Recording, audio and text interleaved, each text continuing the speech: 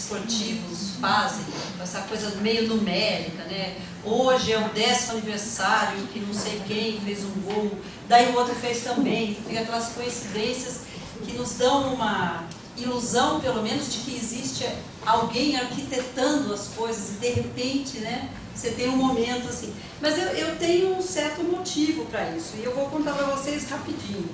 Eu fiz toda a minha graduação, minha pós-graduação aqui, e eu fiz muitos cursos com o Rajan.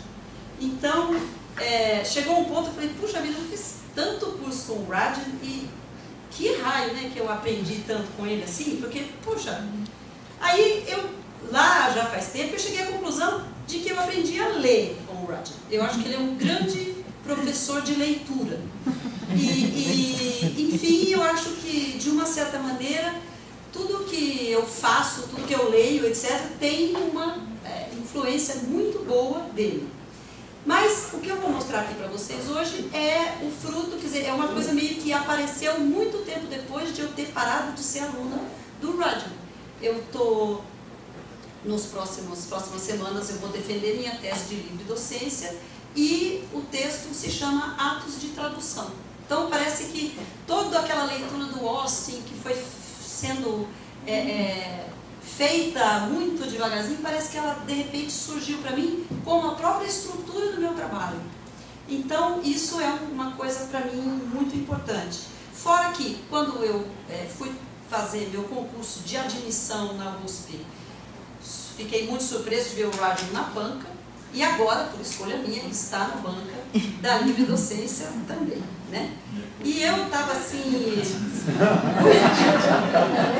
eu estava toda pensando nessas coincidências, então, digamos que seja um momento importante na minha vida profissional a livre docência e é um momento também de coroação da vida acadêmica dele, uma aposentadoria, etc. Eu estava toda assim, encantada com as coincidências, daí não sei o que me deu na cabeça, eu falei, eu vou ver que não, mesmo que o Austin morreu. Aí eu olhei lá, nascimento e a morte, e ele morreu, eu olhei as datas e falei, ele morreu com 49 anos. É exatamente a minha idade. Eu falei assim, mas daí eu fui ver, e é o seguinte, eu já passei desse perigo, porque ele morreu com 48, né? Se fosse mais 1 ou 2 meses, ele morria com 49. Como eu já fiz 49, faz um tempinho. Então, enfim, essa coincidência não vai acontecer, e eu não vou morrer, tá? Falando que não vai morrer, também. Então, como eu ia mostrar aqui para vocês, eu vou tento fazer uma coisa rápida e vou pegar uma super carona na Viviane, porque o mais importante que eu tinha para dizer, ela encenou aqui, como ela sempre faz, aliás, né? Agradeço muito. Eu queria tirar essas coisas aqui que aparecem só de vez em quando, assim, 1, 2, 3, eu chamei o técnico, não consegui, enfim. Só para mostrar para vocês, esse é o nome, né, do meu trabalho, Éticas, Intervenções e Mediações, e que o enfoque principal da pesquisa é tradução na sua dimensão de ato, e o conceito de enunciados performativos é fundamental, né, e o texto de base para estruturar todo o trabalho é o How to Do Things with Words. A ideia de que quando você traduz, você realiza um ato, sempre, né? Muito bom. Uma coisa que eu precisava falar, no caso do meu trabalho, que eu vou falar rapidamente aqui, é que essa ideia de tradução em sua dimensão de ato não é uma grande novidade, nem nos estudos da tradução. E ela foi muito bem desenvolvida pelos estudiosos funcionalistas, né? Tem os nomes aí, eu não vou entrar muito em detalhes, mas a ideia é de que a tradução é uma ação que tem um objetivo, tem causas e consequências, né? Então, mais ou menos eu vou explicar por que eu não usei essa abordagem quando eu pensei em tradução como ação. Um dos problemas é a língua. Os funcionalistas são, em sua maioria, alemães.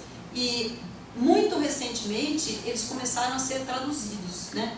Mas por um tempo bastante longo, quem transmitia transmitiu isso para quem não falava alemão foi uma autora, que é a Christiane Nord. Então, a gente tem uma visão dos estudos funcionalistas que é filtrada pela visão dela, né? E ela tem um livro que chama Translating as a Purposeful Activity, e eu acho muito bom, porque faz um resumo legal das teorias funcionalistas, se bem que tem gente que não concorda com a visão dela, acha que ela não levou o Fermi a sério, e por aí vai, mas é sempre assim, né? Então, o que foi?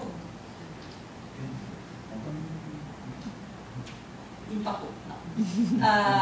Então, houve aí uma união entre a Catarina Reis e o Hans Vermeer. Ela entrou muito com crítica textual e ele entrou com aquela coisa do escopo, teoria do escopo. Eles se juntaram e escreveram um livro, Tipologia Textual e Teoria do Escopo. E, então, só para terminar esse pequeno parênteses que eu abri aqui, para o Vermeer, a tradução é uma interação intercultural, tem um monte de inter, né? Eu acho que eu não estou fazendo isso. Intencional. Eu sabia que não. Pronto. Interpessoal, parcialmente verbal. A ideia do parcialmente verbal é porque há gestos e tal. E baseada num texto-fonte. A ideia básica é o seguinte: para que serve um texto na cultura original? Serve para tal coisa. Na cultura de chegada, ele vai servir para a mesma coisa ou vai servir para outra coisa? Se for servir para outra coisa, estão justificadas manipulações, intervenções, mudanças, etc. Né? Então, aqui o tradutor é visto como um especialista em comunicação intercultural. Né?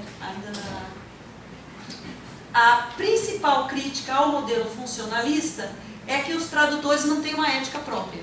Então, por exemplo, se um cliente vai lá e fala: olha, eu quero que você pegue esse texto de poesia medieval e transforme num anúncio, sei lá, para vender imóveis, ou que você transforme numa mensagem neonazista, ou sei lá o que, o tradutor, ele se isentaria dos efeitos da tradução que ele fosse fazer, porque não é do bico dele falar se pode ou não fazer uma coisa, né? E aí tem essa frase do Anthony Pym, que adora atacar as pessoas. Acho que agora ele está mais calminho, mas houve uma época em que ele se fazia aparecer atacando pessoas que já estavam numa certa evidência maior. Então ele fala que esses funcionalistas seriam especialistas mercenários capazes de lutar sob a bandeira de qualquer propósito que os remunere, que é uma coisa meio exagerada, né? Mas enfim, a Nord diz,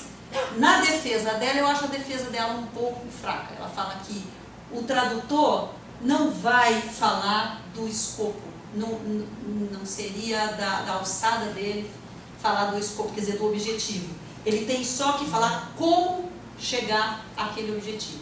Só que uma coisa que é muito óbvia, que as pessoas às vezes esquecem, é que o tradutor pode falar assim: não faço esse trabalho, acabou, né? Então o tradutor também não é tão marionete assim, nem nessa teoria.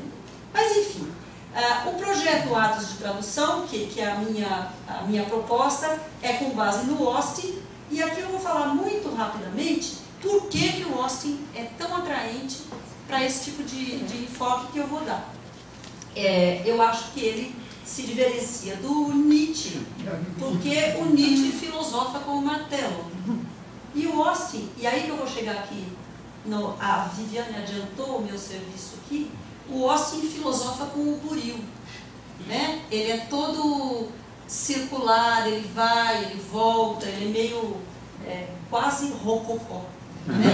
E aí, o que a Viviane mostrou, essa coisa de propor uma coisa e não ter certeza da coisa proposta, mostrar o tempo todo que aquela proposta é provisória e voltar e, num certo sentido, minar as bases do que foi exposto e colocar-se sempre em questão. Isso é, de fato, o que me atraiu muito no Austin, né? E